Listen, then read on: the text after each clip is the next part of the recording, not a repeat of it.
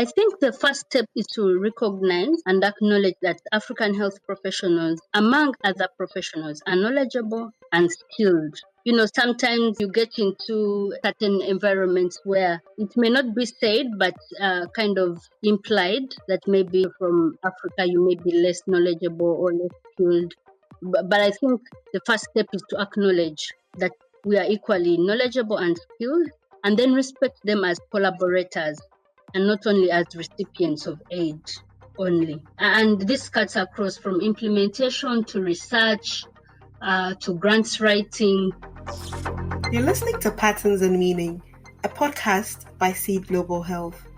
We find meaning in patterns, connect history to the present, and illuminate the way forward in global health. I am your host, Edem Tokono. Today in the guest chair, we have Irene Atuhairwe. Irene holds a bachelor's degree in nursing and a master's degree in public health from Makerere University. She has 15 years of experience in health programming with a focus on HIV and AIDS, maternal child health, and human resources for health. Irene is the Deputy Country Director for Seed Global Health in Uganda. She serves to lead Seed's efforts in strengthening nursing and midwifery through education, practice, and policy. Please note that this conversation was recorded in December 2020, and so you'll hear us refer to the year as the Year of the Nurses and Midwife, and also 2020. Welcome to Patterns and Meaning, Irene. Would love to hear a little bit about you, what your background is, and how you got into nursing and what you're doing now. Thank you. I'm the Deputy Country Director for Seed Global Health in Uganda. I've been a nurse for 15 years and also a public health specialist for about maybe 5 or 6 of those years. I've worked with HIV programs. I think most of my work has been with HIV programs, and I have seen, the pros and cons and the lessons learned from that.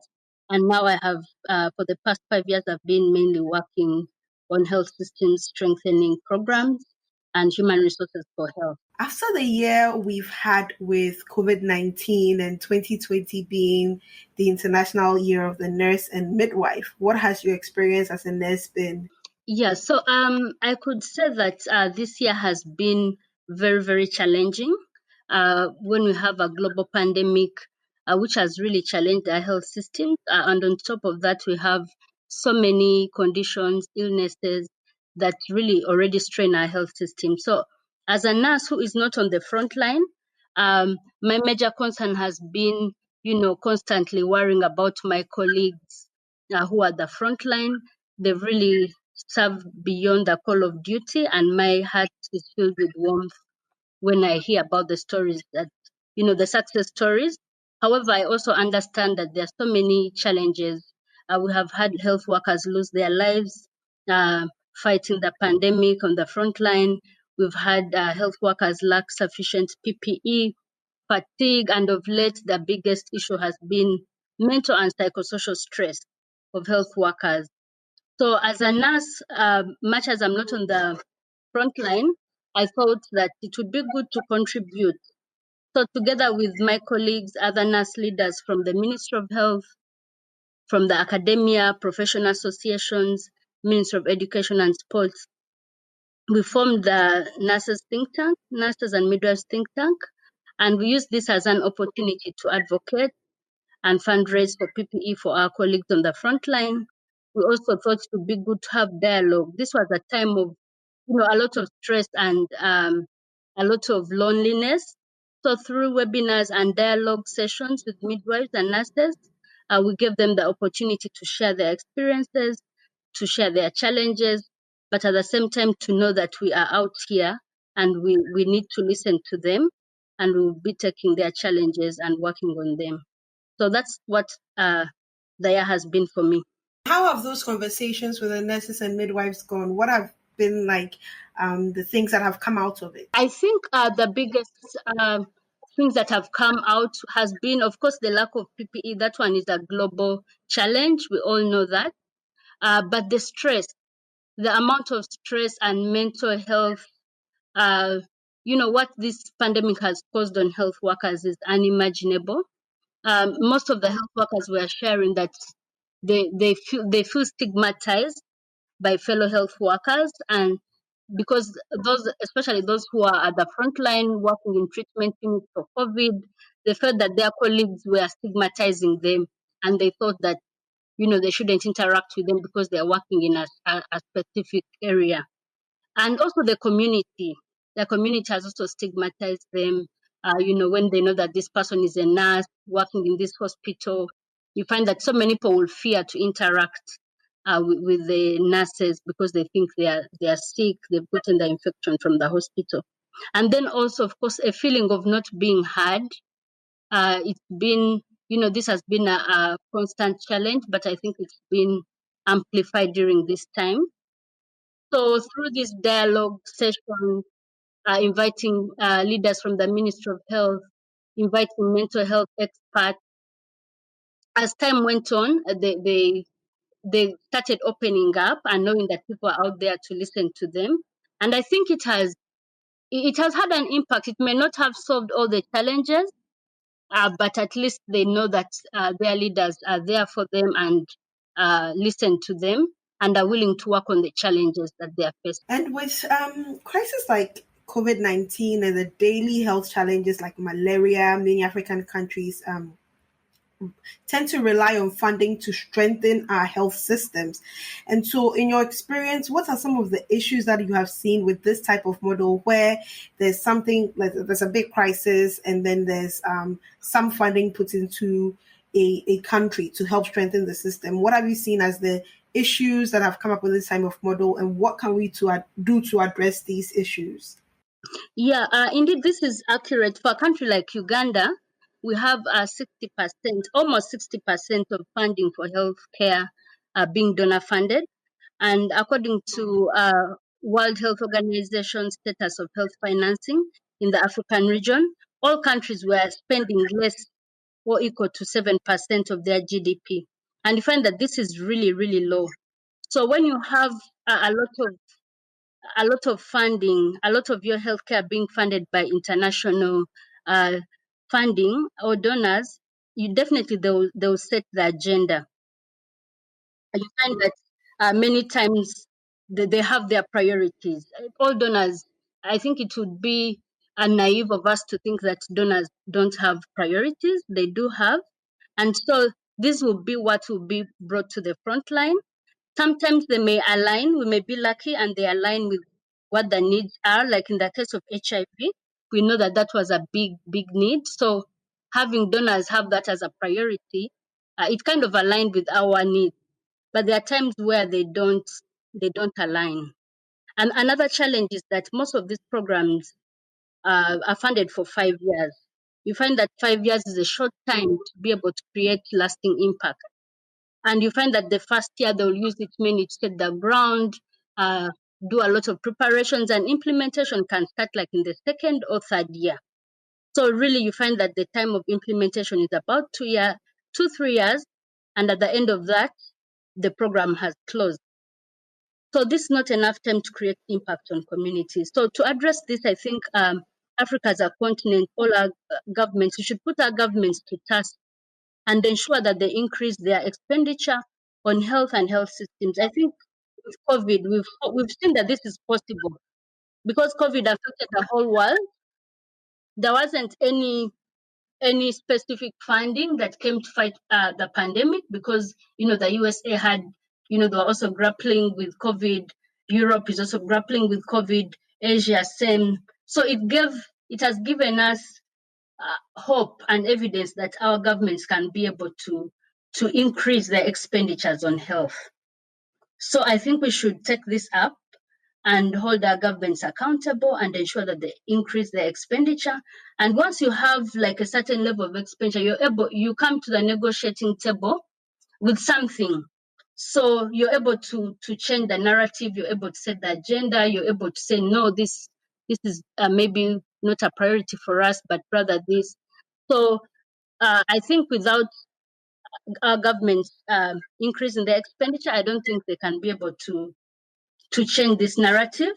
It can only be done when they bring something equivalent or almost equivalent to the table, and they'll be respected as, meaningful contributors to the global health agenda. You've worked with community-based organizations on HIV-related initiatives. So what are some of the things or some of the lessons that we can learn from the HIV response that will help us equitably engage communities in the COVID-19 response, especially in terms of like program design, focus, funding, rollout? What can we learn from how we responded to HIV and bring to COVID-19's response? Thank you. I'll start with the positive aspects. In the beginning, the response was more of an emergency. They needed to create fear. I remember, of course, I was still young, but I remember there used to be a program where they would sound drums on the television and on the radios. So that would kind of like alert the community that this is something really serious and we need to pay attention. And later, as time evolved, as people were living longer, of course, ARVs have come in. The HIV programs have shifted to community engagement, community ownership. Right now, like fighting stigma, accepting that HIV is a part of us. All of us have had a relative affected by HIV. So we've come to accept, and I feel that that's something that we need to keep and ensure that it continues in all other programs. The aspect of engagement, ensuring that our communities are part of the solutions, to prevent, to treat HIV and AIDS. The other good thing that I think we should learn is the involvement and activation of village health teams for community follow-up. You find that we have village health teams, or you could call them community health workers, who follow up people in their communities. Have you taken your drugs? How many tablets are you remaining with? When did you last visit the facility? So they keep checking on the members in the community. And this has been like it's now like a norm. Once you have HIV in the community, somebody will be coming and visiting you to see how you're doing. I think this is something that we can learn from and borrow into these new pandemics that are coming up, new diseases that are coming up. The other thing I think that we can learn from is, the focus on health systems and moving away from vertical programs. I already alluded to this a while back. HIV came, it was an emergency at that time, but we failed to move away from the vertical programs. You find that the funding will come and really make the best of the HIV clinic, but the system that the clinic is operating in is left hanging. Whereas if we are focused on building the health systems and have these programs really a part of our healthcare, part and parcel, just like we have diabetes, we have malaria, we have hypertension, and it's really a part of the holistic healthcare. I think that's something that we need to move to now and move away from the vertical programming that is currently in place, mostly which is driven by donors and donor requirements. We've spoken a little about funding. We spoke about it in relation to basically responding to crises like the COVID-19 crisis. And we see that, especially when it comes to global health, a lot of time the health programs that are externally funded are designed in conference rooms that are far away from the communities they're actually going to serve. Health workers are often left out of the design and decision-making process. What do you think are like the perils to this? And how can we ensure that health workers and community voices are actually included in these conversations? Thank you. I think definitely the peril to this is that, especially if it's like a public health, a communicable disease, if your program is targeting a communicable disease that needs, prevention strategies, it needs a change of behavior, then in this case, you risk having programs where the communities are not, they are thinking that it's something foreign and they're not participating, or they're not really adhering to the prevention strategies. I have two examples. One is, of course, when HIV had just started, there was an area in Uganda which had quite low prevalence of HIV, but at the same time, they were at risk.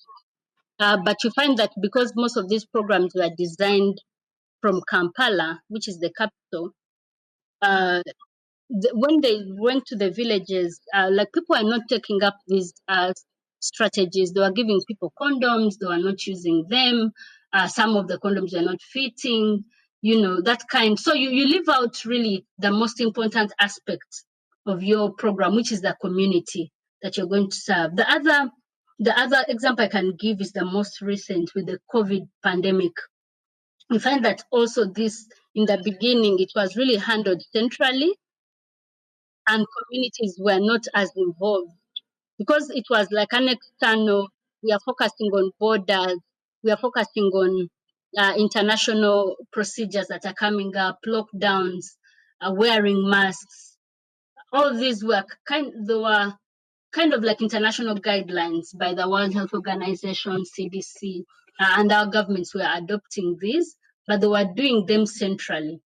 So we now have a challenge where, communities think that, COVID is a hoax. Even those who think it's not a hoax, they think it's being exaggerated. People are telling people to wear masks, they're not wearing masks.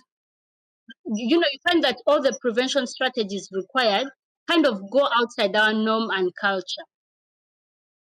Because we are a collective society, we do things together, and now we are here telling people, keep social distancing, don't go to your families for Christmas, don't interact, stay in your house. So all these are kind of like foreign, and they were put up centrally, like central by the government and the Ministry of Health. So we are now really seeing the repercussions of this and are trying now to engage the communities. This is something that we should have done earlier, but we are doing it now because none of us knew that this is where we are going to be. Most of us thought, the lockdowns, and we'll be able to control this and then go back to normal. Nobody saw that would be protracted up to this time. So we are now going back to the drawing table to involve communities. So definitely there's that risk. And I think what organizations should do, and as well as, public health specialists, government, ministries of health, is to ensure that whatever target audience they have, there is a good representation right from the program design to the implementation and evaluation of programs. I think without having that voice, then we don't do much. You can spend money to design all these programs, but if they're not accepted by the communities or adhered to, and then in that case, we are wasting time and resources. So there needs to be a good representation of the target audiences, and not only just representing, but having their voices heard and incorporated into programs. You find that sometimes you could go, as you mentioned, some of these programs are designed maybe from conference rooms far away from the community. You find that you may have people representing, but their voices are not, taken into consideration. You may share, no, this is what we need to do, but at the end of the day, somebody has their priorities. And then you find that when the final document comes out, none of the target audience representation was really taken into account. So I think it needs to start from the design stage up to implementation and evaluation of programs, and not just representation, but really listening to the voices and taking them into account. In relation to this, knowing the needs of communities that you work with, what are some of the changes that actually need to be made in terms of monitoring and evaluating health programs. So now we are not looking at the design, but we're looking at the monitoring and evaluation. How can we redefine success indicators to ensure that they're actually measuring the things that have durable impact on the community? So now I'm thinking back to how you said usually programs are designed to last for 5 years. Meanwhile, the first and second year maybe just spent setting the foundation, and then implementation comes in years 3 to 5. Now, when we have that, we don't have enough time.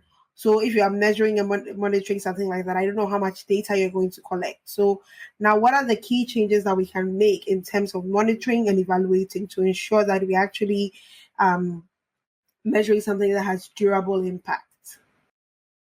Thank you. I think for me, especially at the time when I was working with the HIV programs, one of the things I noticed is that we focused, or donor requirements were mainly focused on numbers.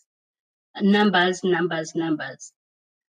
that, they'll set a target and say you need to reach out to 20,000 people. So there's a lot of pressure really on the partner to achieve those numbers.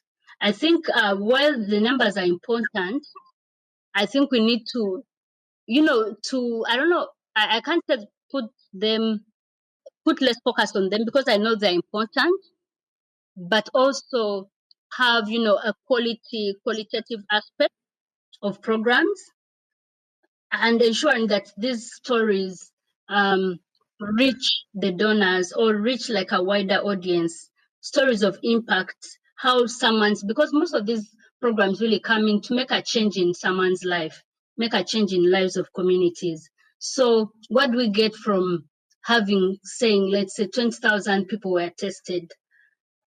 So what? How about we focus on maybe what change did that make in someone's life, and ensuring that some of those stories really reach the global audience and not just focus on numbers. I found that, in most of my work, once you'd share like a qualitative story, how it has changed, people are like, oh great. But then, for a short time, and then, what are the numbers? And, when the report comes out, that's what they are focusing on. Or maybe when they're giving like the end of year report, annual progress report, or we've been able to reach 30,000 people, but those stories don't come out. And I think we need to have that balance. We need to have that balance and ensure that our evaluation programs really also look out for such things, and let them be balanced against the quantitative aspect. So, Irene, are there any organizations out there that are exemplars of how global health programs should work? Any organizations that you would say, yes, this organization has got it, and their programming is doing the right thing, they're monitoring and evaluating the right thing? Yeah, and this is a tricky question. So I have to make sure that politically correct. But on a serious note, I think I would like to commend Seed Global Health, for focusing on people, focusing on health systems and education, investing more in people and health professional education. You find that most of the programs, health related, if they're not focusing on, the community, like let's say if it's an HIV program or malaria, if they're not focusing, let's say, on the numbers that have been reached, then they're focusing on the health professionals, improving their knowledge and skills, but those who are already in service. Whereas there's a process, and it's very, very expensive to train a health care provider. It's very, very expensive. Right from the lowest level, if I'm to look at the nursing profession, even from enrolled, which is the lowest level after O level, it's quite expensive.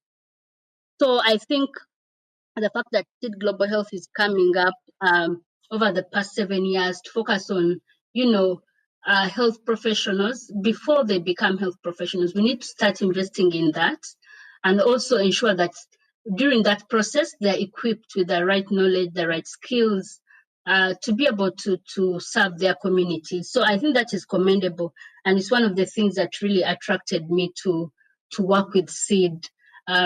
Even from my previous encounters, I really liked the aspect. And of course, I have also talked about health systems. I'm not a big fan of vertical programs, which are really targeting one disease, because I know, having lived in my country for over 30 years, I know there are so many illnesses, and we can never, not a single donor or program can solve all the problems. But what we need to do is to strengthen our health system so that it can, accommodate, it's resilient, and can be able to meet all the challenges and needs of the population. I think COVID is a big example that nobody knew that was going to come. So, and here it is, and it has lasted almost a year. So our systems need to be strengthened. So all organizations which are really focusing on health systems, I think that is a good strategy, focusing on education of health professionals. That's very, very important. And then also ensure advocating for investment in people and health professional education. Then the other organization that I could say is JAPIGO. One of the things that I really liked about that, as they train the healthcare providers, they don't, call people like in a training. They had something like I don't remember, where they had like high frequency, small dose, where they keep going to a particular health facility. Maybe they'll train you like for a day and then leave, like without pulling you out of your work for a whole 5 days to be trained. But they would keep on building off in small doses, building off on what they have done. So that's one of the things that I liked about that. So overall, I think global health programs that focus on health system strengthening, and of course, SEED Global Health being one of them. And I'm saying that not because I work for them, but because I truly believe that that is, the way to go. You're a nurse leader, and nurses and midwives are very crucial to achieving universal health coverage. So, if you, Irene, were giving the resources you need, what investments would you prioritize for the workforce? This, we are looking at nurses and midwives. Yeah, so I would base my priorities, because this year, a lot of work has been done regarding nurses. The World Health Organization produced the status of the World Nursing Report, and in it they had like key areas where they wanted governments to focus on and invest. One was in education, another was in leadership, another one was jobs, creating jobs. So in addition to those three, I truly subscribe to those three areas to invest in, but I also think that it's not enough to create jobs, but we need to ensure that nurses are well remunerated. Nurses are and midwives are some of the underpaid health workers. I think there was a report which showed that they were the least paid, but I don't have the figures of hand, but they're definitely among the least paid. Given, and yet we find that they work, they spend long hours, they're prone to more occupational hazards. So I would like to see governments, organizations really advocate for remuneration, fair remuneration for nurses, and not only that, also have the tools and resources they need to function and reach their potential, as well as the policy frameworks, because now we know that nurses have gotten educated, they have bachelor's degrees, they have master's degrees, but some of the tools like, scopes of work are still outdated. So most of the nurses can't really perform to their potential. So having all these tools in place to ensure that they can function and reach their full potential, I think would be great. And then also we need to have them included on the decision-making table. Those are the three areas that I would add onto the nursing report produced by World Health Organization. What are some tangible steps that can be taken to ensure that African health experts are being listened to and that global health is more equitable? I think the first step is to recognize and acknowledge that African health professionals, among other professionals, are knowledgeable and skilled. Sometimes you get into, certain environments where it may not be said, but kind of implied that maybe if you're from Africa, you may be less knowledgeable or less skilled. But I think the first step is to acknowledge that we are equally knowledgeable and skilled, and then respect them as collaborators and not only as recipients of aid only. And this cuts across from implementation to research to grants writing. Ensure that the African health professionals are also respected as collaborators and not just recipients. And I can give an example. You find that sometimes you get a visitor, maybe like in university or a hospital, and the person stays, maybe it's from Europe or USA, stays like for a week, and a week or two, and you work with them and so on, and at the end of it all they leave, and then you see, maybe you're reading a journal and you see an article written by a person who was actually visiting. So that article is written about maybe your facility or your university.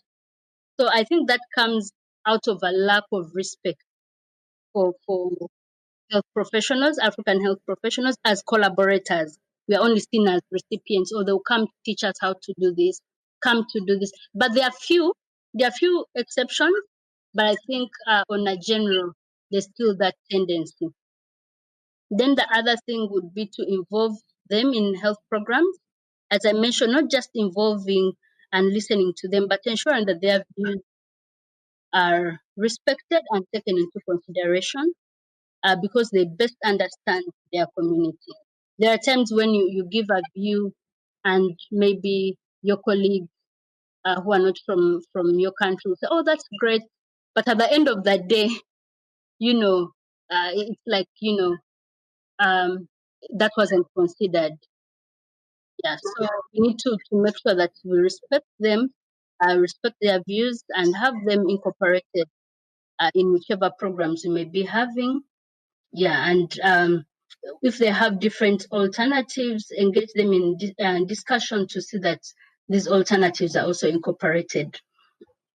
Yeah, and then also the last one would be to involve communities or representation of communities from the design stage to implementation to evaluation. Yeah, I'll give an example. There is a time there was Ebola in Congo, just recent, maybe last year, and you see people like in boardrooms, maybe in some other country, and they're making decisions, right? They're making decisions. Oh no, maybe this will be a public health emergency, or we need to do this, we need to do that. But they're making it maybe like from Europe, maybe France or somewhere, and the country next to you is struggling. Their healthcare workers are exposed. They're struggling with treating and managing cases. The neighboring countries is also trying to ensure that they monitor people, they ensure that the disease doesn't come into their country. But you have the people making decisions seated far away. So I think that should change. If they need to make decisions about particular health conditions which may be in this part of the world, they need to ensure that they're made here. Let people here be the ones to make those decisions, yeah, or at least involve them. Irene, and then is there any book or article or seminar or webinar you've been a part of that you have found to be very helpful and you would like to recommend as a resource, especially as people think about program design, about funding and managing crises like either HIV or COVID-19? Yeah, I think one of the webinars that SID hosted was, I think they did 2 series, was decolonizing global health, and I think it really matches with some of the sentiments we have here, when we see programs. So it was focusing so much on education, academia aspect, but I think it could be used across, when someone is implementing a program, what are the implications? Maybe when you do this, there are also, I think there are books and seminars now where they're talking about, phrases that are used so much in global health, but may come off as colonialist or as racist without it being an intention. So I think that webinar on decolonization was recorded, and I think it's also on the Seed Global Health platforms, and can be used as a resource for people who want to get into global health and need to be sensitive about some of these things. Yeah. Fantastic. That's actually a really great way to end. So if you have not watched that webinar or listened to that webinar, you need to go listen to that webinar. And if I could summarize what you've been saying, Irene, it is that no vertical programs, or let's start moving away from vertical programs when we are thinking about program design in health, especially for African countries. Let's concentrate on the education of health professionals, strengthen health systems, and to African governments, they should spend more on health so that we're not waiting for international funding, or they should bring as much as international funders bring to their own health systems. And then, of course, we need to respect the views of African health professionals as well. Thank you so much, Irene. This has been a very insightful conversation. I have thoroughly enjoyed speaking with you, and I hope you've enjoyed this conversation as well. Thank you. I've definitely enjoyed the conversation.